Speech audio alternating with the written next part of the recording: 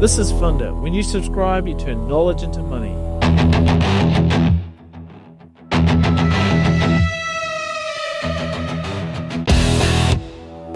Every recovery starts with a feeling, a lift in spending, a little more optimism, a headline that promises the worst is behind us. And New Zealand wants that story right now, badly. Retail spending is picking up, tourism is returning, mortgage pressure is easing, and GDP forecasts are ticking up. On the surface, the pulse is back. But look closer. Productivity is stalled, businesses are cautious, the numbers say recovery, the foundations say not yet. We're joined by Chief Economist Kelly Eckhold. What is the strongest evidence that recovery is real, and what contradicts it? Well, I think probably the strongest evidence is in business confidence, where businesses are saying that we're no longer in a situation where we're just thinking that things will get better in the future. They're actually saying that things have already gotten better in the last month or two. We can see that reflected in consumer spending as well, which also looks like it's picked up. And, there's a relationship between those two things, isn't there? Like when consumers start to spend a bit more, businesses see a bit more turnover, and that makes them more confident. Eventually, they'll start hiring people, and that will make consumers feel even more confident if they feel like job prospects are stronger. So I think that's where I would initially start looking. And how fragile is the spending rebound if interest rates are turning back in that upwards trend?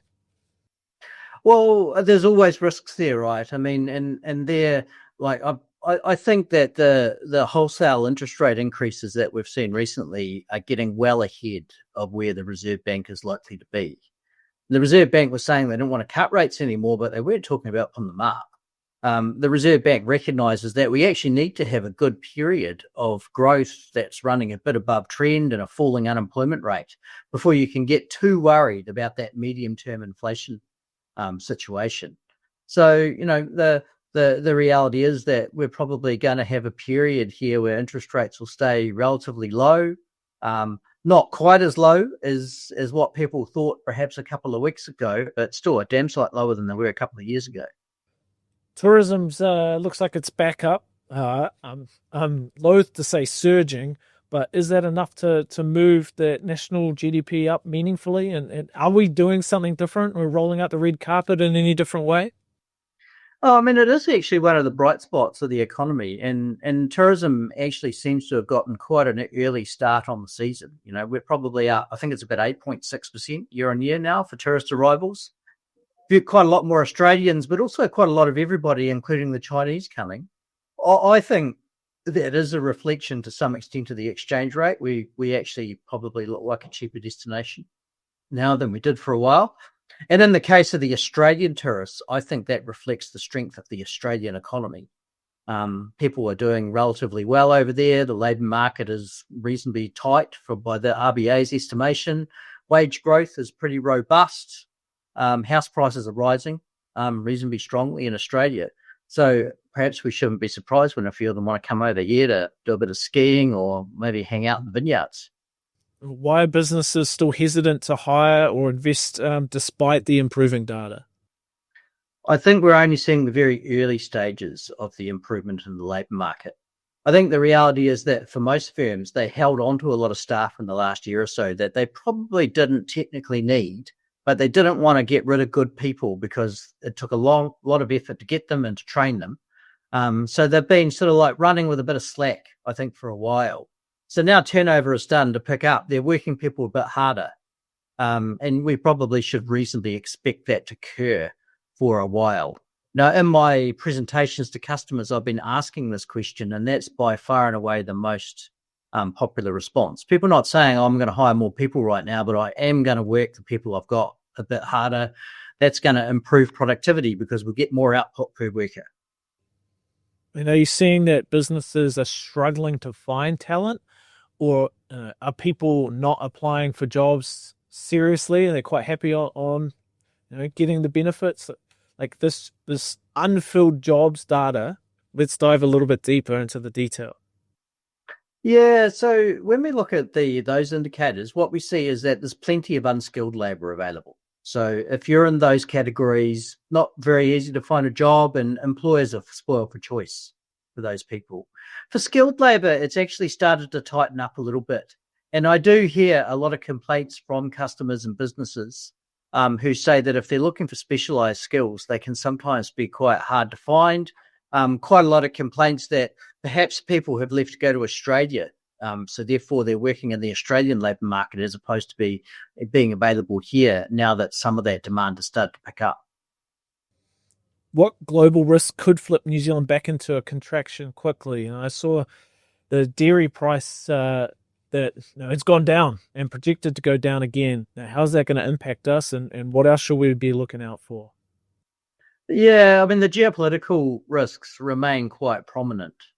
So those are probably the number one contenders that you have tension between. For example, there's tension between Japan and China right now. There continues to be a reasonable amount of tension between the United States and China. The Russian war continues, for example. These are all things that could spill over to us.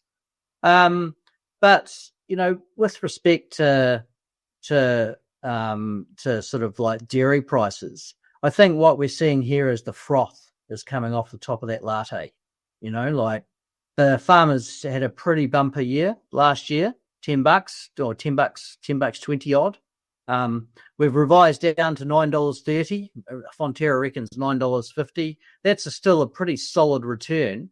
And the thing with these dairy markets is that farmers are the victims of their own success.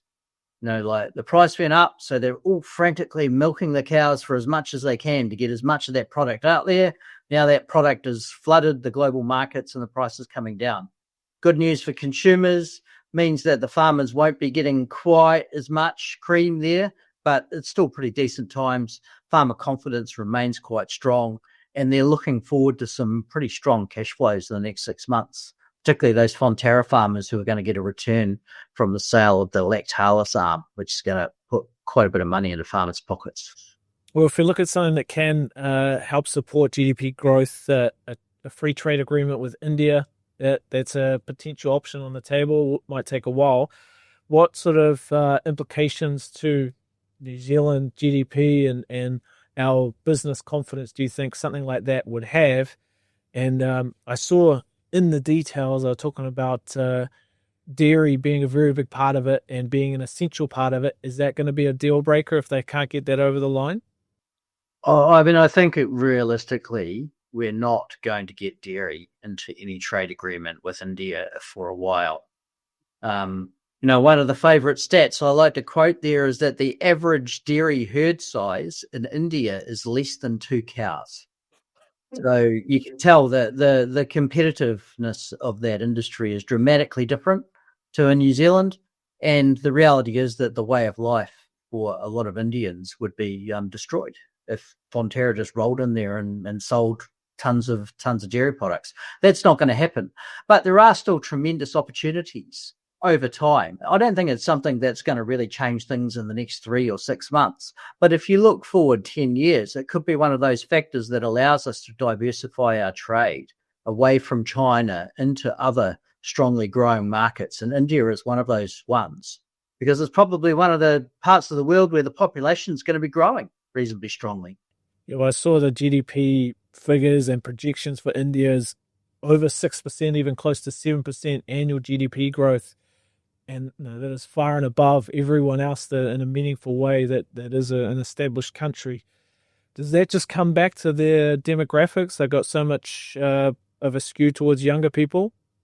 Yep, that's right. The population growth is stronger there than in other jurisdictions. The average age of people is lower as well, so they're not got this like aging problem that places like New Zealand and increasingly China really have as well.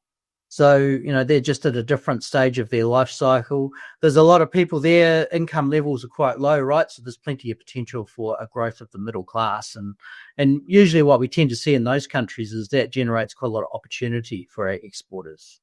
People get richer, they have a few more dairy products, they eat a bit more meat as well. That's one of the findings that we've got from one of our reports last year. That's quite good for our farmers. If we look at something else that can help New Zealand get out of recession and get our GDP growing, this RMA reform, new rules coming in, How is Westpac looking at how this is going to impact GDP growth and how the savings will flow through? Right now, we're still looking into it because a lot of the changes are actually a fair way down the road. We have already had a look at some of the changes in the fast track policies because they're coming online now, and they're being reflected in higher growth of infrastructure investment that we expect to see over the next few years. Things like the local authorities investment and things like water assets, I think, is going to sort of generate a reasonable amount of activity in the economy. Important to remember that 75 cents in the dollar of all new investment actually goes to just replacing stuff that's depreciated. So we're not necessarily getting lots of new stuff. We've got to spend a lot of money to keep what you've got going. But, some of those RMA adjustments, these could be quite consequential, but probably on the 2 to 3 or 5 year type horizon once you get them in and get them agreed. So there are a lot of other, like the other policies also have that impact as well. Like this is the government's rates cap, for example, has been discussed as something that could happen, but that's kind of kicking in from 2029. Well, fingers crossed we can get some consensus across the House. Appreciate your insights today, Kelly, Chief Economist of Westpac. We'll talk again soon. Most people treat their KiwiSaver the way they treat an old photo album. They know it exists, they know it matters, they never bother to open it. And that small act of neglect can cost them more than they realize. If you want clear, simple guidance on choosing the right provider and the right type of fund, you can talk to Wealth HQ without paying a cent. Maybe you like the thrill of crypto. Maybe you want nothing to do with investments that profit from conflict. Maybe you just want a sense of control over where your money goes. Wealth HQ strips the uncertainty out of the process. If you want to understand your options, the link below will take you there.